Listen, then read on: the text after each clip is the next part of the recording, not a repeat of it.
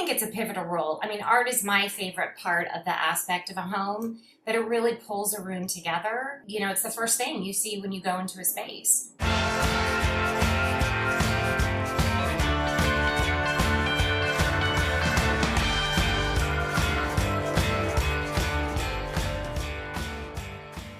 Hello and welcome back, everybody, to another episode of Beyond the Palette.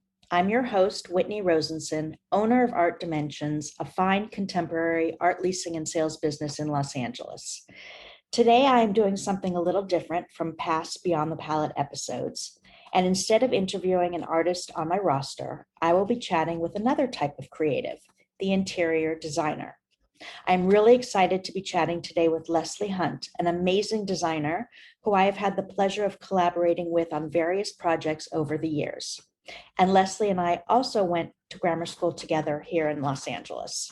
Leslie now runs her interior design business, LLH Interiors, which is also based in LA. Hi, Leslie. Welcome to Beyond the Palette. Hi, Whitney. Thanks for having me. How are you? I'm great. How about you? I'm good. Thank you. Thank you so much for chatting with me and for welcoming the listeners and me into your creative space today.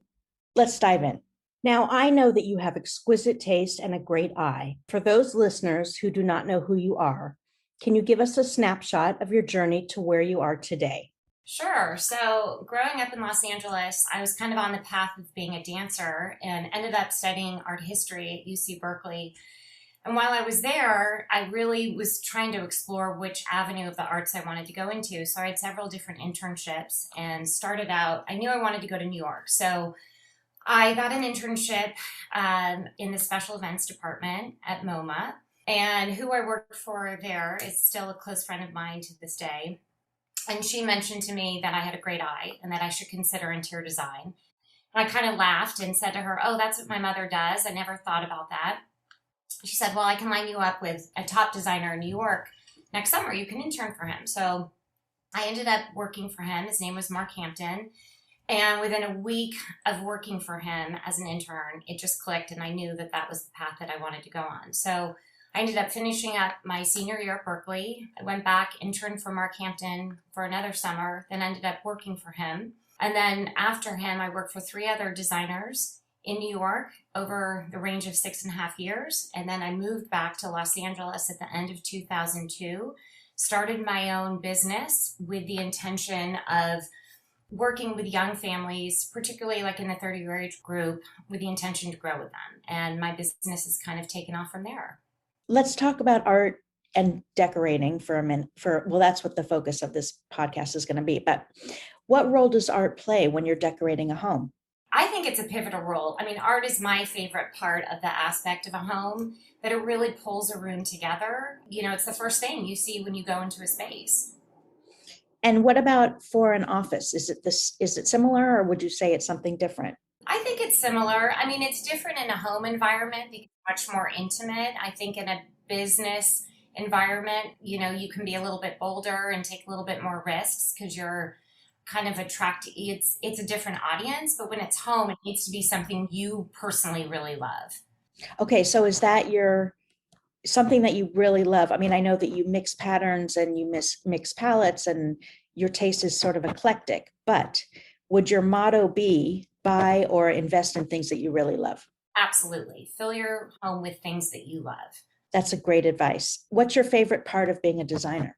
My favorite part is really getting to know my clients. I mean, at the end of the day, I'm decorating the interior of their lives. So kind of that intimate relationship of figuring out how they live, what inspires them. And, it's a puzzle, and putting the pieces of the puzzle together. I really enjoy the process. I mean, the process is so much more important to me than the finished product, because I want them to enjoy this every step of the way. I mean, obviously I do care about the finished product, but I want the process to be enjoyable as well. Enjoyable. Communication is key. I always say to my clients up front, please be honest and tell me how you're feeling. I mean, this is a collaboration. We're working together as a team. And some clients need more handholding. Others, I can take the ball and run with it. It just really depends upon the client's comfort zone. But at the end of the day, I'm providing a service, so I really want it to be enjoyable for them. Describe your personal aesthetic in 3 words. I know that's sort of tough, but I would say layered, collected, and eclectic. I like a home to feel collected and not decorated. I want it to show some personality. I like some unexpected elements. I think it's really important, for me, my home is my haven. And when it's functioning in its best way for me, I'm most productive in my life. So I want to try to interpret that for my clients. So I do think having a personality to the space and something that's, unique to that person, or, again, it's filling your home with things that you love that, over the years, or things that you've collected on your travels, or, you've inherited from family members that have meaning to you that make you feel really good. I think that's so important, is you want your home to have a good energy of things that make you feel alive. Yeah, it's really important. So how do you manage it if your personal aesthetic is in conflict with your client's aesthetic? Well, the key is at the end of the day, I'm not living there, the client is. So, it's really trying to aesthetically put it together where it works for the client, but in the best taste possible. I just try to work with the client to kind of gear them towards that direction. And sometimes it's challenging, but they're coming to me for a reason. They've seen my website, they've seen my Instagram, they've interviewed me. So if they want me to lead them down that path, then they need to trust me. And that's a big part of the relationship, is trusting and just sometimes taking risks. And I take them out of their comfort zone as much as they might take me out of my comfort zone. Can you mention what you're perhaps working on now?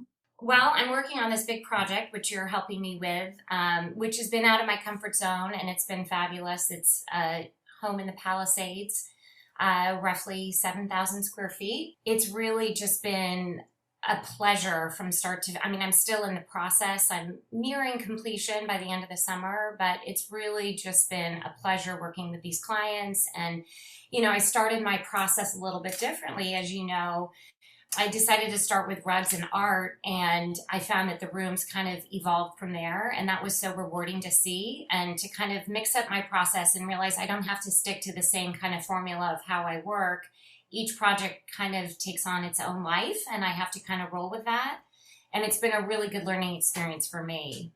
So normally you don't start with the artwork and the rugs. I don't. I usually do that at the end. It's kind of like that finishing product, like a piece of jewelry or a great accessory. But I found I had a blank slate. It was a new construction. It was a lot of white walls. And I thought, okay, let's just take a stab at it. And with your help, and I definitely feel like the home has now evolved into such a wonderful conversation and a story. And it was unlike anything that I kind of originally anticipated. It's such a beautiful home, and it's been such a joy to help you with it. I've seen I've seen a couple pictures of finished rooms, and it's just gorgeous.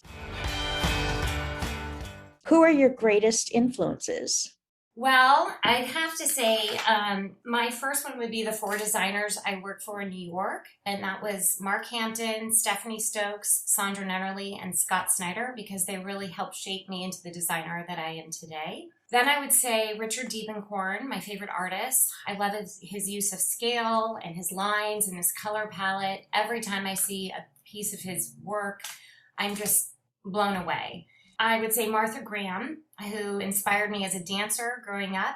Her words of wisdom and just her style and the way she presented herself was really inspirational to me as a child and growing up. And lastly, I would say Oprah Winfrey, because she inspires me to live my life with intention and purpose. Those are amazing people. But I'm curious about Martha Graham. Can you tell our listeners who she is? A really innovative modern dancer, and growing up, I just heard her style. She was just a pioneer in the modern dance world. I started out on the ballet track and then got into modern, and just her way of movement and gravitational, and just really into connecting with the body and this form of expression. It's always stayed with me, and I will always look up to her in so many ways. So it's so interesting that you're talking about being connected to your body, your experience with dance. How does it influence your experiences designing? Yeah. It's interesting. They really do, they interplay each other because there's a lot of lines and symmetry and balance and grace. And I find over the years that I really tried to, live my life that way, but also with the balance and the scale. And I mean, dance is, it's all about form and function. And if you have proper form and how you express that, and I think a lot of that applies to interior design, even though you can break some rules and you can break some rules in dance too. But, it's having that formal structure that kind of leads to the next thing. So I really have noticed over the years how it has been such a great foundation for my interior design. And how long did you dance I for? danced for 17 years. I mean, I started when I was really young and kind of thought I was going to go professional at one point, and my mom kept kind of steering me towards other things and a more well-rounded education. And I was taking tennis and went to a boarding school in Northern California where I still danced and did a lot of musical theater, but I was trying, I think, having a more well-rounded experience and not Experience? be Yeah. so focused on that. I did actually I auditioned for colleges, mainly for dance. So what inspires you? Wow, a lot inspires me. I would say books, travel, museums, nature, Instagram, Pinterest, podcasts. I mean, I just absorb as much information as I possibly can. I love being with people. I love going to flea markets. As much exploring as I can do. I mean, art really inspires me. What flea markets do you frequent in LA? I would say Rose Bowl the most, and Long Beach, and then the Santa Monica Flea Market. The fourth Sunday of the month is the best one. Oh, that's so great that you just mentioned that. Okay. Now let's go back to talking about decorating or designing. Let's say you're working with a family or an individual client. If they don't know anything about art, how do you guide them? Well, I start by, asking them what they're interested in. Do they like landscapes? Do they like beach environments? Do they like photography? Really kind of dive into things that they love, and that kind of helps set the tone. And then I bring you on, and you're my sidekick, and we work together. It's such a I'm great so collab. grateful for working with you. I mean, you just broaden my horizons in so many ways, and it's really a pleasure for me. Thank you so much. I feel the same way. I really do. And I was trying to think how many years we've been, collaborating, and it's been a while. Wow, at least 10? Has it been, yeah, 8 or 10 years? Yeah. Yeah, we have a few memorable. There's one that stands out in my mind for sure. Yes. I think it might be the one I'm thinking of too. Yes. And I think the reason why that one stands out so much is that the home really is about the art. And it kind of didn't start out that way. And when you and I really started working, we ended up collecting how many pieces for this client? Many, more than 25. Right. And it really is so fun to see how that home has kind of taken on its own meaning just through the art itself. It's a beauty. It's on your website. Leslie's website is llhinteriors.com, and it's under projects. And I think it's Pacific Palisades Contemporary. I believe that's the project name. So you can see that particular house. Okay, what are your favorite projects to work on and why? I think ones that take me out of my comfort zone, just kind of broaden my scope of work. And I think, especially coming out of this pandemic, I wanted to, I mean, obviously, the bigger the projects, the better. But, I love projects that really kind of, again, are not my base, my norm of what I'm used to doing. And, I don't think of myself as having a particular style for my clients. So if I'm doing something that's super contemporary or it's really fun to kind of educate myself how to make a home feel warm, given those parameters. So you work in the contemporary style, but you also work with traditional. Yes, I mean, I would say my background, I've had a lot of formal training on the traditional realm, but I really love doing any style at the end of the day. And I really want to reflect my clients and their lifestyle. It's really not about me, but it's, kind of pushing the envelope for my client and, exposing them to things that they maybe never thought of for themselves. Right, right. And you're such an exceptional designer. Your work is so Oh, lovely. thank you. Do you have any advice for emerging or budding young or old, but interior designers? What would you say your advice would be? I would say definitely find a mentor, somebody to kind of help guide you. I mean, for me, my formal training was my experience. I worked for top designers over the course of 6.5 years, and I really started from the ground up and really had to work my way. Learned a lot through that process. And, I've actually learned more now being on my own because when you're not under the umbrella of somebody, it all falls on you. But I would say also that the business side is 95% of it. A lot of designers don't realize that. So you really need to be a good financial manager. You also have to be kind of a good psychiatrist because you're the middleman between the clients. I mean, there's a lot to it. So I always say I wish I took more business classes and more psychology classes in college because both those really play a huge role. But being on top of the paperwork is huge. Someone used to say to me, do you want to sink or swim on that area? And you don't want to sink, you want to swim. So it's the troubleshooting, attention to detail. I mean, again, you're providing a service. So it's really being there for the client, but being a really good businesswoman or a businessman is very important in this role. So lots of juggling, A lots of lot of different parts. juggling, a lot of hats constantly. I mean, I go into my day thinking it's going to be one thing and it switches gears to another. So I just have to be prepared for that. Before we sign off, I wanted to ask you, is there anything else you want the listeners to know about you? Well, I'm a mom. I've got 2 children. Well, you learned that I was a dancer. That was a huge part of my life. I love reading, hiking. I love being with people. People really inspire me. So great. You are an inspiration, Leslie. Thank you so much for guesting on the show today. I really appreciate you talking with me and taking the time out of your busy schedule to be here for this interview. So listeners, if you want to enjoy Leslie's website and explore it, which I highly recommend, it is a feast for the eyes. Her site is llhinteriors.com. And the Art Dimensions site is, of course, artdimensionsonline.com. If you have any questions, you can email me through my website. Be sure to tell a friend about Beyond the Palette and subscribe to the show.